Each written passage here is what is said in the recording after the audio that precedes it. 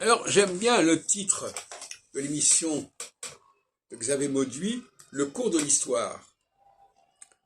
Parce que le mot cours, COURS, implique une cyclicité de cette manière. On pourrait dire le cours d'un fleuve. Le cours, c'est ça. Donc, c'est quelque chose qui a un mouvement. Le cours de l'histoire, c'est l'idée d'un mouvement de l'histoire. Mais en même temps, on ne nous parle pas de cyclicité, on ne nous parle pas d'astrologie dans cette émission. C'est un point aveugle.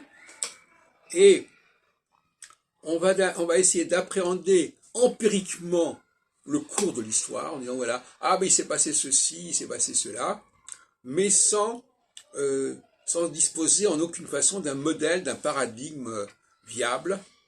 C'est le grand échec de la science politique du XXe siècle de ne pas être parvenu à mettre en place un paradigme, parce qu'en fin de compte, les constitutions devraient tenir compte de la science politique.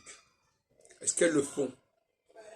J'ai l'impression que les connexions entre sciences politiques et droit constitutionnel, surtout que moi-même j'ai suivi des cours à la fois de sciences politiques et droit constitutionnel dans les années 66-69, eh bien cette connexion entre les deux plans, elle ne s'est pas faite.